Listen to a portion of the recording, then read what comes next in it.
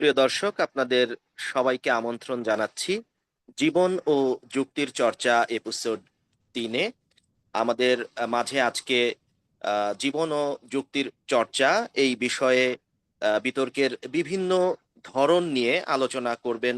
বিতর্ক নিয়ে যিনি দীর্ঘদিন ধরে কাজ করছেন, ঢাকা ইউনিভার্সিটি ডিবেটিং সোসাইটির সাবেক সিনিয়র সহসভাপতি, সোশ্যাল ওয়েলফেয়ার ডিবেটিং সোসাইটির সাবেক প্রতিষ্ঠাতা সভাপতি এবং মহসিন হল ডিবেটিং ক্লাবের সাবেক সভাপতি, এবং যিনি বর্তমানে যুক্তরাষ্ট্রের স্টিফেন এফ অস্টিন স্টেট ইউনিভার্সিটির ফ্যাকাল্টি সিনেট মেম্বার হিসেবে দায়িত্ব পালন করছেন, ডক্টর মোস্তাফিজুর রহমান খান। ডক্টর মোস্তাফিজুর রহমান খান, আমি প্রথমেই আপনার কাছে সরাসরি চলে যাব এবং জানতে চাইবো যে আহ, বিতর্কের যে প্রধান প্রধান ধরনগুলো রয়েছে, তো এই প্রধান প্রধান ধরনগুলো নিয়ে আপনি আমাদেরকে একটু সংক্ষেপে একটা ধারণা যদি দিতেন। ধন্যবাদ বন্ধু মাসুদুল্লাহ আপনাকে। আমরা দীর্ঘদিন ঢাকা বিশ্ববিদ্যালয়ে একসাথে কাজ করেছি। ঢাকা বিশ্ববিদ্যালয়ে ঢাকা ইউনিভার্সিটি ডিবেটিং সোসাইটির সহসভাপতি হিসেবে আমরা দুইজনই কাজ করেছি। আপনি এফএইচ হল এফএইচ হল ডিবেটিং ক্লাবের সাধারণ সম্পাদকের দায়িত্ব পালন করেছে, দীর্ঘদিন টেলিভিশনে ডিবেট করেছেন। দীর্ঘদিন পরে আপনার সাথে কথা বলতে পেরে ভালো লাগছে। তো এখন ডিবেটের যে বিভিন্ন ধরন, টাইপস, তো সাধারণত আমরা যখন হাই স্কুল বা কলেজ পর্যায়ে আমরা যে ডিবেট গুলো দেখেছি বা বাংলাদেশ টেলিভিশনে ছোটদের যে ডিবেটটা হয় কলেজে এবং হাই স্কুলে, সেখানে আমরা সাধারণত সনাতনী বিতর্ক শব্দটা বলি, সনাতনী ফরম্যাটের বিতর্ক। তো এটা হলো যে পক্ষ এবং বিপক্ষ দুটা দল থাকে এবং পক্ষের একজন প্রথমে বলে, তারপরে বিপক্ষের একজন প্রথমে বলে, তারপরে পক্ষের দ্বিতীয় বক্তা, তারপরে বিপক্ষের দ্বিতীয় বক্তা, পক্ষের দলনেতা, তারপরে বিপক্ষের দলনেতা। এভাবে তিনজন তিনজন 6 জনের এই ফরম্যাটটা থেকে আমরা বলি সনাতনী বিতর্ক। শেষে আবার যুক্তি খণ্ডন পর্বে দুই দলের দুই দলনেতা থাকে। এটা আর বিশ্ববিদ্যালয় পর্যায়ে আমরা যে বিতর্কগুলো দেখি বেশিরভাগ ক্ষেত্রে আমরা সেটাকে বলি সংসদীয় বিতর্ক। অর্থাৎ একটা সংসদে সংসদ সদস্যরা যেভাবে কথা বলেন ঠিক সেভাবে আমরা প্রধানমন্ত্রী হিসেবে একজনকে বক্তব্য দিতে দেখি, বিরোধী দলীয় নেতা হিসেবে বক্তব্য দিতে দেখি, মন্ত্রী হিসেবে বক্তব্য দিতে দেখি, বিরোধী দলীয় উপনেতা হিসেবে বক্তব্য দিতে দেখি এবং সংসদ সদস্য হিসেবে একজন করে বক্তব্য দেয়। সাধারণত আমরা যেটা দেখি যে সংসদীয় বিতর্কে প্রধানমন্ত্রী একটি প্রস্তাব উত্থাপন করেন, প্রস্তাব বা বিষয়, বিতর্কের বিষয় উত্থাপন করেন, সেটা নিয়ে সংসদে আলোচনা চলে এবং সাধারণত সরকারি দল সেই প্রস্তাবটাকে সমর্থন করে বক্তব্য দেয় এবং বিরোধী দল সেই প্রস্তাবটার বিরোধিতা করে বিতর্ক বক্তব্য দেয়। এটাই হচ্ছে সংসদীয় বিতর্ক। তো এই দুটি ধরনের বিতর্ক এই বাংলাদেশে বেশি প্রচলিত। এর বাইরে কিছু কিছু বিতর্ক আছে যেগুলো সাধারণত সব সময় হয় না, বাট অনেক সময় হয়, যেমন বারোয়ারি বিতর্ক। বারোয়ারি বিতর্ক একটা চমৎকার ধরন। এটা বলা যায় যে একক বিতর্ক। এখানে কোনো একটা নির্দিষ্ট বিষয়, সেটা অ্যাবস্ট্রাক্ট কোনো বিষয় হতে পারে, যে কোনো ধরনের। আগে আমরা যেটা বলেছিলাম যে বিতর্কের বিষয় অ্যাসার্টিভ সেন্টেন্সে অ্যাফার্মেটিভ এবং নেগেটিভ হয়। তো বারোয়ারি বিতর্কের বিষয় যে কোনো ভাবেই হতে পারে একক বিতর্ক। সেখানে একজন ব্যক্তি তার মতো করে, তার মনের মতো করে, তার মনের মাধুরী মিশিয়ে কথা বলবেন। সেটা পক্ষে হতে পারে, বিপক্ষে হতে পারে, উভয় পক্ষে হতে পারে, নিরপেক্ষ ভাবে হতে পারে, সেটা চিন্তামূলক হতে পারে, বিশ্লেষণাত্মক হতে পারে, কিংবা সামাজিক অসঙ্গতি বিষয়ে হতে পারে, হাস্যরতা রসাত্মক হতে পারে। এটা একক বিতর্ক, অর্থাৎ একক প্রতিযোগিতা, সেটাকে আমরা বলি বারোয়ারি বিতর্ক। আবার আরেকটা বিতর্কের বিষয় যদি আমরা দেখি যে এরকম যে যেগুলো সাধারণত আমরা শো ডিবেট বা প্রদর্শনী বিতর্কে আমরা দেখি, আহ, আমরা যখন ঢাকা বিশ্ববিদ্যালয়ে করতাম, তোমার মনে আছে, আহ, জুটি বিতর্ক। বিভিন্ন সময় আমরা দেখতাম যে জুটি হিসেবে অমিত লাবণ্য, তারপরে হৈমন্তী অপু, এরকম কোন একটা জুটি আরেকটা জুটিতে, জুটি, দুই তিনটা জুটি একসাথে হয়ে আমরা বিতর্ক করতেছি। যে এরকম হতে পারে যে একজন আরেকজনের সাথে কথোপকথনের মাধ্যমে বিতর্ক বা যুক্তিগুলো তুলে ধরছে, জুটি বিতর্ক। বা মানে সৃষ্টি, আমাদের জুটি সর্বশ্রেষ্ঠ আমাদের জুটি বিষয়গুলো, সর্বশ্রেষ্ঠ, এটাই এটা ভালো প্রমাণের একটা একটা বিষয়। বিষয় থাকে এটা হতে পারে বোধহয়। আমাদের জুটি সর্বশ্রেষ্ঠ, যে হৈমন্তী এবং অপু তাদের প্রেম এবং অমিত লাবণ্য তাদের প্রেম, তারা এক জুটি আরেক জুটির বিপক্ষে বলতে পারে। কিংবা বলতে পারে যে আমার প্রেমী আহ, সর্বশ্রেষ্ঠ তোমার প্রতি। আমার সেক্ষেত্রে ত্যাগী হ্যাঁ, সেরা। জুটির মধ্যেই হতে পারে, হৈমন্তী অপুকে বলতে পারে, অপু হৈমন্তীকে বলতে পারে, অমিত লাবণ্যকে বলতে পারে, লাবণ্য অমিতকে বলতে পারে, এরকম হতে পারে। আবার হতে পারে সৃষ্টি স্রষ্টা বিতর্ক, যেটা আমরা বলতাম যে লেখক এবং তার সৃষ্টি। লেখক বলতে পারে যে আমার কারণেই তুমি আজ এত মহিমান্বিত, তোমাকে সবাই চেনে। আমার সৃষ্টি বলতে পারে আমার কারণেই তুমি লেখক মহিমান্বিত, তোমাকে সবাই চেনে আমার চরিত্রের মাধ্যমে। মানে এরকম হতে পারে। দুইজনের ভিতরে একটা দ্বান্দ্বিক অবস্থা তৈরি হচ্ছে আর কি, সৃষ্টি দুইজনের মধ্যে একটা দ্বন্দ্বমূলক এবং অবস্থান এবং সেই বিতর্ক। সৃষ্টিকে যিনি মানে এই সৃষ্টির রূপটি দিলেন কথার মাধ্যমে বা লিখনির মাধ্যমে, হুম হুম। এই দুটো পরস্পর একই জিনিসেরই ভিতরে দুটো দ্বান্দ্বিক অবস্থা তৈরি হচ্ছে। জি জি। আবার হতে পারে এরকম যে আঞ্চলিক ভাষায় বিতর্ক, সেটা শুনতে খুব ভালো লাগে। এরকম এটি হতে তো পারে যে খুব আমার জনপ্রিয় একটি অঞ্চলই সেরা। বিতর্ক বোধহয়। আঞ্চলিক বিতর্কটা তো খুবই মানুষ খুব খুবই জনপ্রিয় দর্শক এবং ভালো প্রিয়, লাগে হ্যাঁ প্রদর্শনী দর্শকরা খুবই পছন্দ বিতর্কগুলোতে। করে দেখেছি। ইভেন আমরা টেলিভিশনেও দেখতাম, আমরা হলে যখন বিতর্ক করতাম, আমার অঞ্চলই সেরা। 6টা অঞ্চল থেকে 6জন এসে বললেন আমার অঞ্চলই সেরা, এবং তারা তাদের আঞ্চলিক ভাষায় বিতর্ক, মানে বিতর্কটা করলেন। সেটা শুনতেও এবং ভালো লাগে, বিতার্কিকরা খুব স্বাচ্ছন্দ্য বোধ করতো, দেখতাম যে স্বাচ্ছন্দ্য বোধ করে। নোয়াখালী থেকে যে এসেছে সে তার আঞ্চলিক ভাষায় মানে অত্যন্ত আত্মবিশ্বাসের সঙ্গে সাবলীল ভাবে সে কিন্তু তার কথাগুলো বলছে। এবং আঞ্চলিক ভাষার আমার মনে হয় যে এই আঞ্চলিক বিতর্কের মাধ্যমে যে একটা গ্রহণযোগ্যতা তৈরি হয় বা যে একটা মানে সাধারণত তো আঞ্চলিক ভাষাকে সভ্য সমাজে একটু নেতিবাচক ভাবেই সাধারণত আমরা দেখা হয় আর কি, কিন্তু বিতর্কের মঞ্চে দেখা যায় যে সেই আঞ্চলিক ভাষাটাই যারা সেই অঞ্চলকে প্রতিনিধিত্ব করে তাদের কাছে কিন্তু অত্যন্ত আহ, আনন্দের এবং গর্বের একটি বিষয় হয়ে দাঁড়ায়। আমরা দেখেছি বিতার্কিকদের চোখে মুখে, তাদের শব্দ চয়নে, তাদের অঙ্গভঙ্গির ভিতরে। তো ঠিক আঞ্চলিক তাই। আমরা বিতর্কটি যখন ধরো নিঃসন্দেহে যে একটা বিতর্কের যখন কর্মশালা করি, তখন বলি যে বক্তব্যে আঞ্চলিকতা পরিহার করতে হবে। পরিহার করতে হবে, জি। পরিহার করতে হবে, যেমন আমাদের টাঙ্গাইল বা বগুড়ার ভাষায় আমরা যদিকে যদি বলি, আমরা যদি থাকতাম। কিন্তু আঞ্চলিক বিশেষ ভাষায় করে যখন সনাতনী বিতর্কে, মোস্তাফিজ খান, সনাতনী বিতর্কে এই বিষয়টা বোধহয় অনেক অনেক বেশি গুরুত্ব দেওয়া হয় যে অনেক প্রমিত বেশি। বাংলায় কথাগুলো বলতে হবে, বিতর্কের লাইনগুলো বলতে হবে। জি। আমরা বলি যে একজন বিতার্কিক তার ভাষার শুদ্ধতা অবশ্যই দেখাবেন, শ্রেষ্ঠতম শব্দটারই বিন্যাস ঘটাবেন তার বক্তব্যের মধ্যে।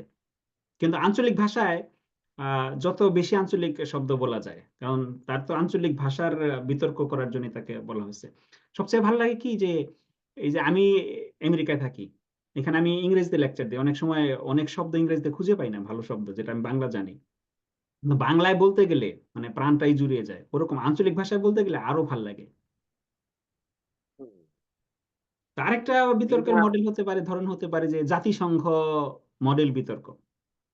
তো জাতিসংঘে যেরকম জাতিসংঘ সাধারণ পরিষদের অধিবেশনে যেরকম প্রত্যেকটা রাষ্ট্রের অবস্থান থাকে, ওরকম একজন মহাসচিব থাকবেন স্পিকার হিসেবে বা মডারেটর হিসেবে, বিভিন্ন দেশের প্রতিনিধি হিসেবে কোনো একটা আন্তর্জাতিক বিষয়ে তারা বিতর্ক করবে।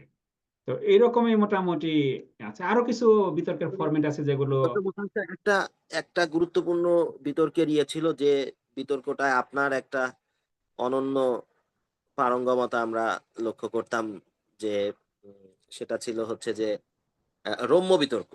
আপনি জুটি বিতর্কের কথা বলেছেন, জুটি বিতর্কের ভিতরে আহ রম্যের অনেক আহ, মানে কাছাকাছি কিছু আমরা দেখতাম, কিন্তু সরাসরি রম্য বিতর্কেরই একটা অনন্য চর্চা আমরা আমাদের সময় ঢাকা বিশ্ববিদ্যালয়ে দেখেছি, এবং সেখানে আপনার খুবই একটা শক্তিশালী অবস্থান আমরা দেখতাম। আপনি এটা রম্য বিতর্ক, আসলে আপনি ছিলেন আমি জানি না আমি ইচ্ছাকৃত রাজেশ ভাবে সরকার ছিল এড়িয়ে রম্য এড়িয়ে বিতর্ক গেছি কিনা। করতো। রম্য বিতর্ক ওই যে বললাম প্রদর্শনী বিতর্ক গুলোতে বা কোনো একটা প্রতিযোগিতার শেষে আমরা যখন পুরস্কার বিতরণী করতাম, তখন আমরা রম্য বিতর্কটা করতাম, এবং এটা খুবই জনপ্রিয় এবং পপুলার ছিল। ঢাকা বিশ্ববিদ্যালয়ে আমি বিভিন্ন হলে এবং ছাত্রী হলেও রম্য বিতর্ক করেছি। আমাদের হলে ছাত্রী হলের প্রতিনিধিদের আমন্ত্রণ জানিয়ে আমরা বিতর্ক করেছি। আমরা টিএসসি তে রম্য বিতর্ক করেছি। ভালোবাসা দিবসে বিতর্ক করেছি। আপনি জানেন যে 2004 সালে, 4 সালে না 5 সালে, 4 সালে বোধহয় বা 5 সালে ফেব্রুয়ারিতে ভালোবাসা বিতর্কের একটা রম্য বিতর্কের অনুষ্ঠানে একটা আহ দুর্ঘটনা ঘটেছিল। আহ, তো নানান বিষয় আছে। রম্য বিতর্কটা আসলে বিতর্কের মধ্যে খুবই জনপ্রিয় একটি মাধ্যম বা ধরন। আমাদের কামরুল হাসান কচি ভাইয়ের রম্য বিতর্কের কথা নিশ্চয়ই মনে আছে হম হম। আপনার। কামরুল আমাদের হাসান কোচি, যাকে আমরা কাহাক বলতাম না সংক্ষেপে, কামরুল হাসান কোচি। হ্যাঁ, উনি আমাদের খুবই খুবই চমৎকার মেহেদী ভাষায় হাসান রম্যবিতর্ক তামিম করতেন। ঢাকা ইউনিভার্সিটি ডিবেটিং সোসাইটির হুম, সাবেক সভাপতি। হুম, হুম, তিনিও রম্য বিতর্কে বেশ রম্যবিতর্ক করতেন। রাজীব ভালো সরকার ছিলেন রম্যবিতর্কে, কার্যক্রম খুব করত। ভালো করতেন। আহ উত্তম রায়, মাসুদুর রহমান। উত্তম, আহ, মাসুদ, এদের বিতর্ক খুবই ভালো ছিল রম্য বিতর্কের জায়গায়। আরেকটি বিতর্ক আমরা দেখেছি যে বিভিন্ন ঐতিহাসিক চরিত্রকে ধারণ করে যেটা প্লানচেট বিতর্ক করা হতো, যে তো সভ্যতার অগ্রযাত্রায় আমার অবদানই সেরা, এরকমের কিছু ইয়ে দিয়ে আমরা দেখেছি, এবং সেখানে কিন্তু আহ, বিভিন্ন ধরনের চরিত্রই আসতো। অনেক আহ, বিশাল বড় গ্রহণযোগ্য চরিত্র, যেমন আমরা দেখেছি যে নেলসন ম্যান্ডেলাকে নিয়ে প্লানচেট বিতর্ক হয়েছে, মহাত্মা গান্ধীকে নিয়ে প্লানচেট বিতর্ক হয়েছে, আবার সাদ্দাম বুশ তাদেরকে নিয়ে হয়েছে, হুসাইন মোহাম্মদ এরশাদকে নিয়ে হয়েছে। অনেক বিতর্কিত চরিত্র যারা আমাদের আহ, সমাজে রয়েছে বা বিশ্ব ব্যবস্থায় রয়েছে, তাদেরকে নিয়েও প্লানচেট বিতর্ক নিয়ে আপনি যদি ফ্রেঞ্চের একটু। বিতর্কটা খুবই জনপ্রিয় একটি বিষয়। যেমন আপনি এর আগে একবার লোক বিতর্ক বা লোকজ বিতর্ক বলেছিলেন। ঠিক লোক বিতর্ক গ্রামীণ আমি নিজে। জনপদে আমরা দেখব যে অনেক সময় ওঝা বা কবিরাজ বা সাপুড়ে তারা অনেক সময় করে কি ওই ভূত প্রেত, আরো অন্যান্য জিন পরি, বিভিন্ন প্রেতাত্মা, বিভিন্ন ধরনের অশরীরী আত্মাকে অনেক সময় হাজির করে করে গ্রাম্য এলাকায়, বা এখনো সেই প্রচলনটা অনেক জায়গায় আছে। তো প্ল্যানচেটটার ধরনটা অনেকটা ওরকম যে কোনো একজন ব্যক্তি যিনি খুবই বিখ্যাত ছিলেন তার কর্মের মাধ্যমে, তিনি হয়তো বিগত হয়েছেন কিংবা জীবিত আছেন, কিন্তু অনেকটা তাকে নিয়ে আসা যে তিনি এই জায়গাটাতে থাকলে তিনি কিভাবে বিতর্ক করতেন, বা তার এই পরিস্থিতি, তার এই বিষয়ে তার অবস্থানটা কি হতো। ঠিক তিনি এসে কথা বলছেন এরকম একটা, যে তাকে আমরা ডেকে নিয়ে আসলাম, রিকোয়েস্ট করে নিয়ে আসলাম, অনুরোধ করে নিয়ে আসলাম, তিনি এসে কথা বলবেন প্ল্যান সেট। তার ওই কথামালাগুলোকে একটা নির্দিষ্ট প্ল্যানে আমরা ফেলে আমরা কথা বললাম। সেই ক্ষেত্রে মডারেটরের ভূমিকায় থাকছেন একজন মডারেটর, যিনি সেই, এটা হতে পারে, বললাম যে অশরীরী আত্মা হতে পারে, জাস্ট প্রতীকী, আহ, এবং তাদের ওই চরিত্রগুলোকে আহ্বান অথবা করে জীবন্ত, জীবন্ত জীবন্ত কেউ কাউকে জীবন্ত নিয়েও কেউ তো হতে পারে। হতে হুম, হুম। হতে পারে। যেটা বললাম, সে ওই মুহূর্তে উপস্থিত নাই, কিন্তু ওই মুহূর্তে উপস্থিত থাকলে কিভাবে করতেন তিনি বিতর্কটা বা কথা বিতর্কটি বলতেন, করতেন। তার ভাষায়, তার ঢঙে, তার রঙে, তার মতো করে কথা বলা আর কি। এবং এই এটা এই খুব জায়গাটিতে মনে হয়, জনপ্রিয় একটা ধরন। হ্যাঁ, এবং একজন একজন বিতার্কিকের যে সৃষ্টিশীলতার জায়গাটি রয়েছে, আমার তো মনে হয় যেন যে এই জায়গাটায় তো তার চূড়ান্ত মানে পারঙ্গমতা দেখানোর একটা সুযোগ তৈরি হয় বোধহয় প্লানচেট বিতর্কে। জি, তা তো অবশ্যই। কারণ একজন মানুষকে কপি করা, নকল করা, তার প্রতিনিধিত্ব ঢঙে করা, কথা বলা, হুবহু তার তাকে রঙে কথা প্রতিনিধিত্ব বলা, করা। তার শৈলীটাকে পরিস্ফুটন করে দেখানো, সেটা তো হুম। অবশ্যই বড় দক্ষতার বিষয়। কেন শুধু বিতর্ক তো শুধু যুক্তি দিয়ে কথা বললাম সেইটা শুধু না, এখানে তো তার চরিত্রটাকে ফুটিয়ে তোলা, অনেকটা অভিনয়, তাই না? সেটা অনেক বড় বিষয়। আরেকটা বিষয়ে বলি, যেটা আরেকটা ধরনের মতো, যে আমরা যখন বিতর্ক নিয়ে দীর্ঘদিন কাজ করেছি বাংলাদেশে, ঢাকা বিশ্ববিদ্যালয়ের বাইরে সারা দেশে, তখন দেখলাম যে শিশুদের মধ্যে, বিশেষ করে পঞ্চম শ্রেণী থেকে অষ্টম শ্রেণী পর্যন্ত শিক্ষার্থীদের মধ্যে বিতর্কের বিষয়ে প্রবল আগ্রহ তৈরি হয়েছিল বা হয়েছে বা এখন আছে। তো তাদের জন্য আমরা একটা ফরম্যাট করেছিলাম যে শিশু বিতর্ক। তো এটার মূল বৈশিষ্ট্যগুলো হলো যে বিষয়গুলো হবে তাদের মতো করে, তারা তো রূপকথার গল্প বেশি শুনতে চায়, বলতে চায়।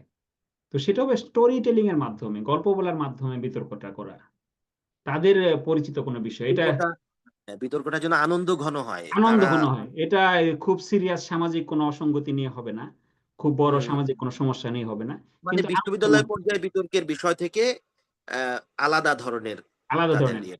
প্রচলিত বিষয়গুলোতে আমরা সামাজিক অসঙ্গতি নিয়ে বেশি কথা বলি, সামাজিক সমস্যা নিয়ে কথা বলি, উন্নয়ন নিয়ে কথা বলি, কিন্তু ওগুলো হবে শিশুদের বিষয়ে, শিশুদের জগতের বিষয় নিয়ে, রূপকথার বিষয়। গল্প, ডালিম কুমারের গল্প, ব্যঙ্গমা ব্যঙ্গমের গল্প, সেই বিষয়ের হুম। আহ, আহ, বিতর্ক। এখন এই জাতীয় বিতর্কের ক্ষেত্রে শিশু কিশোররা বা স্কুল পর্যায়ের সপ্তম শ্রেণী অষ্টম শ্রেণীতে যে ছাত্রছাত্রীরা পড়ছে তারা আসলে প্রস্তুতিটা কিভাবে নিতে পারে?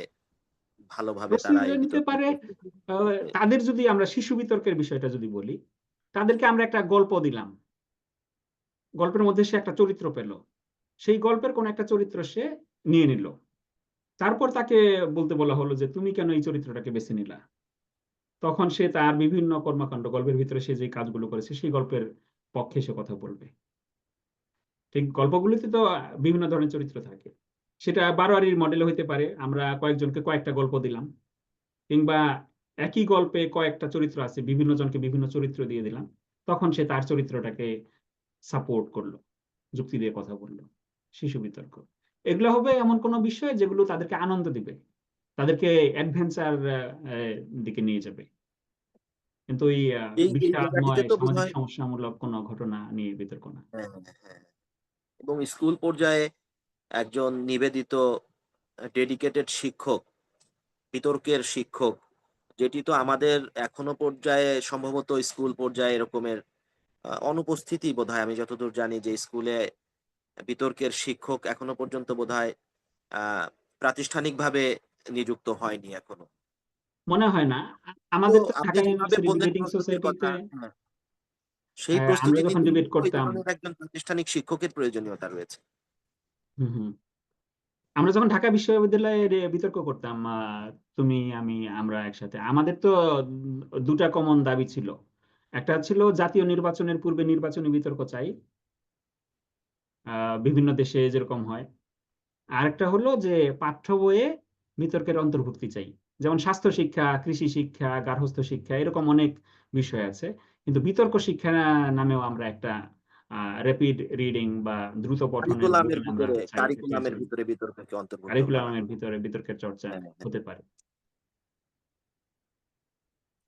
আর এই একটা জায়গায় আমরা যদি আপনার একটু মতামত জানতে চাইবো, সেটা হচ্ছে যে আমাদের যে একাডেমিক পর্যায়ে বা নীতি নির্ধারণমূলক যে সমস্ত পলিসি ডিবেট হয়, তার সঙ্গে আমরা যদি তুলনা করি যে আ পাবলিক ডিসকাশন বা বর্তমান সময়ে অনলাইনেও আমরা কিন্তু অনেক ধরনের বিতর্ক দেখতে পাই।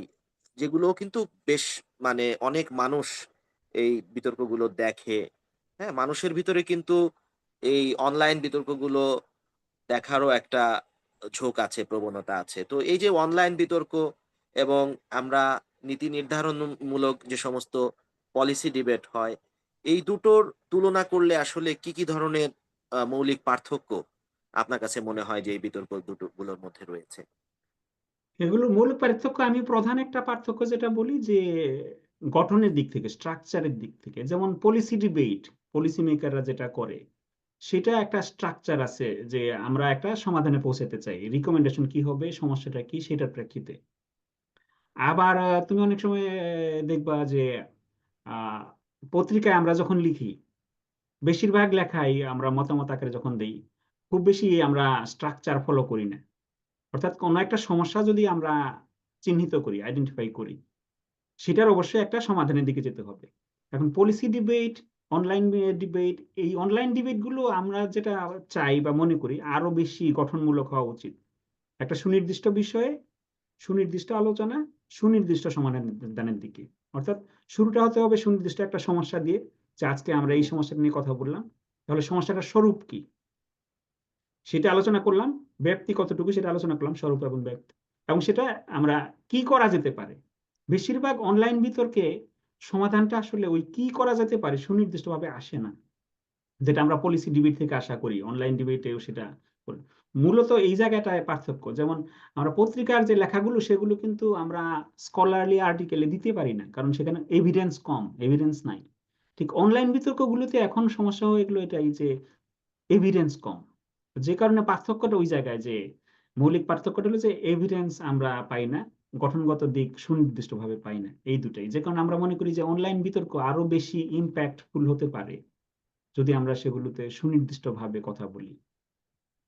হুম, হুম। এই জায়গাটিতে তো আসলে তাহলে কিছু মানে উম মানুষ যারা অনলাইন বিতর্কে অংশগ্রহণ করছে, অ তাদেরও তো একটা আ ফরম্যাটের ভিতরে বা কিছু ন্যূনতম কিছু যদি স্ট্রাকচারের ভিতর দিয়ে অনলাইন বিতর্কর কাজটা যদি চলে, কারণ অনলাইনে বিতর্কটা কিন্তু এখনকার সময়ে মানুষকে বিতর্কের সঙ্গে সংশ্লিষ্ট করার একটা বিরাট বড় প্ল্যাটফর্ম।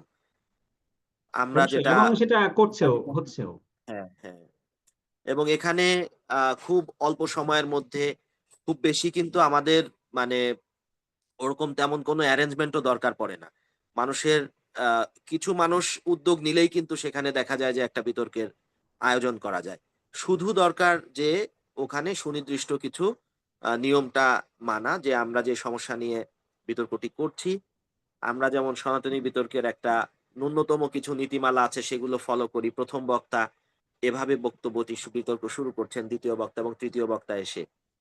তো এইভাবে যদি এই আ আমরা অনলাইন বিতর্ক বা পাবলিক ডিসকাশন বা আমরা যেটা বলতে চাই যে আসলে এগুলো তো আসলে লোকবিতর্কেরই একটা মানে অংশ। একটা প্রতিচ্ছবি, একটা রূপই।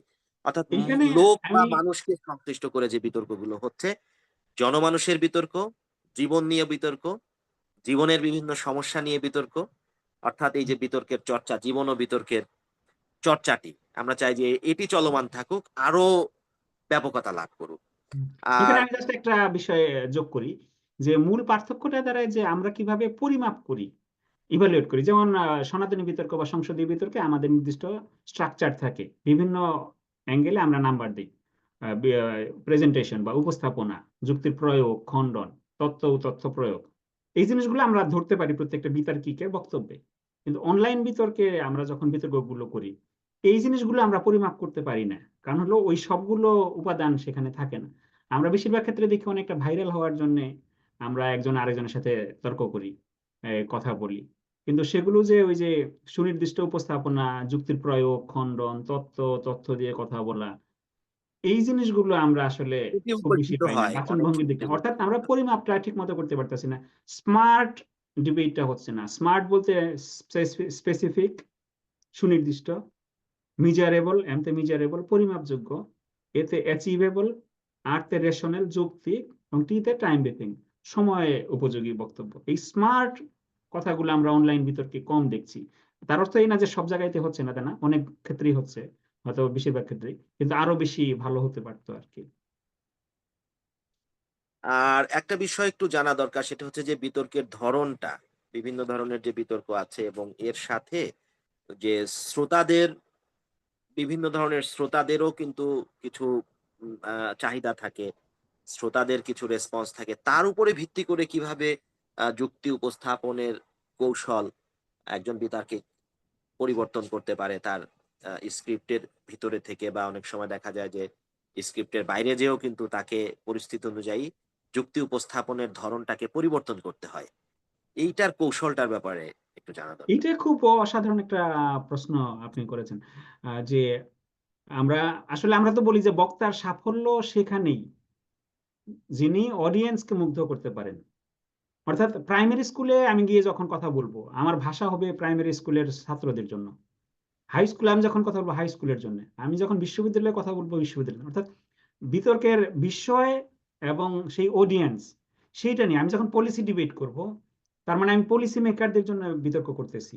আমার ভাষা, আমার রিকমেন্ডেশন, সুপারিশমালা, আমার কথামালা, আমার সাক্ষ্য, তথ্য, যুক্তির প্রয়োগ ওই লেভেলে হবে, অর্থাৎ অডিয়েন্স অনুযায়ী। সেই ক্ষেত্রে আমরা বলতেছি যে শ্রোতাদের ভিত্তি করে, শ্রোতাদের জন্য আমরা বিতর্কটা করতেছি। এখন আমি হয়তো একটা পুরস্কার বিতরণী অনুষ্ঠানে গিয়ে একটা প্রদর্শনী বিতর্ক করতেছি। সেখানে আমার রম্য বিতর্কটা হয়তো একটু ভালো, যে কি বলে চলবে, বা বারোয়ারি বিতর্ক, সেখানে আমার খুব বেশি সিরিয়াস বিতর্ক বা পলিসি বিতর্ক করার দরকার নাই। অর্থাৎ আমরা যেটা বলি যে যারা শুনবেন, যাদের জন্য বক্তব্য, যাদের জন্য আমার লেখাটা, যাদের জন্য আমার অভিনয়টা, তাদের অনুযায়ী, তাদের চিন্তা করে আমার বক্তব্যটা হবে। সেই ক্ষেত্রেই ওই যুক্তির চেঞ্জ হবে, যেটা বললাম যে এই বারোয়ারি বিতর্কে একরকম যুক্তি হবে, এই সনাতনী বিতর্কে একরকম যুক্তি হবে, সংসদীয় বিতর্কে একরকম যুক্তি হবে, এবং যুক্তির কাঠামোগুলো একরকম হবে, মানে আলাদা আলাদা হবে। তার মানে বিভিন্ন ধরনের বিতর্কের আ যে বৈশিষ্ট্য অনুযায়ী আসলে তার যুক্তি প্রয়োগ, বৈশিষ্ট্য। যুক্তি খণ্ডন, নতুন করে যুক্তি আবার হুম।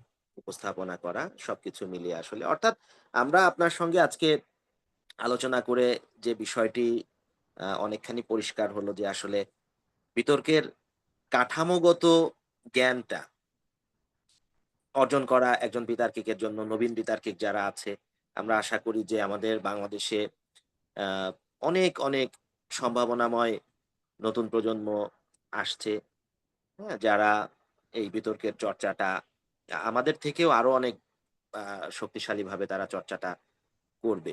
আরেকটি বিষয় একটু জানা আমার মনে হয় দরকার যে একেবারেই স্কুল পর্যায়ে বিতার্কিকদের মানে প্রতিটা মানুষই ছাত্র-ছাত্রী যাতে বিতর্কের দিকে আগ্রহী হয়ে উঠতে পারে। অনেকে আছে যে আসলে বিতর্ক দেখা যায় যে সে খুব মানে ফুটবল, ক্রিকেট বা খেলাধুলার প্রতি অনেক বেশি ঝোঁক থাকে। নিঃসন্দেহে খেলাধুলা অনেক, অনেক ভালো একটি বিষয়। কিন্তু একজন আ ইন্ডিভিজুয়াল পারসন বা একজন ব্যক্তির ক্ষেত্রে প্রতিটি ব্যক্তির জন্যই কিন্তু আসলে বিতর্ক করাটা বা বিতর্কের চর্চাটা, যুক্তির চর্চাটা প্রয়োজন। এটা আমরা সবাই যারা বিতর্ক করেছি আমরা দেখেছি যে বিশেষ করে বর্তমান পৃথিবীতে, বর্তমান যে পৃথিবী, এই পৃথিবীর যেই বাস্তবতা যেখানে প্রতিটা মানুষকেই তার কাজ, তার যে ভাবনা, তার সমাজের বা ব্যক্তি জীবনের যে সমস্যা, এই বিষয়গুলিকে যুক্তিপূর্ণভাবে তুলে ধরার জন্য বিতর্ক চর্চার কোনো বিকল্প নেই। তো এটি আমরা চাই যে প্রতিটি শিশু যেন বিতর্কের ভিতরে বিতর্কের এই আঙিনায় আসুক। তো এই আসার ক্ষেত্রে আমরা স্কুল পর্যায়ের বিতার্কিক যারা আছে, শিশু আছে, ছাত্রছাত্রী আছে, তাদেরকে কিভাবে আগ্রহী করে তোলা যায়? আ আমাদের একটি বিরাট কয়েকটা বিষয়।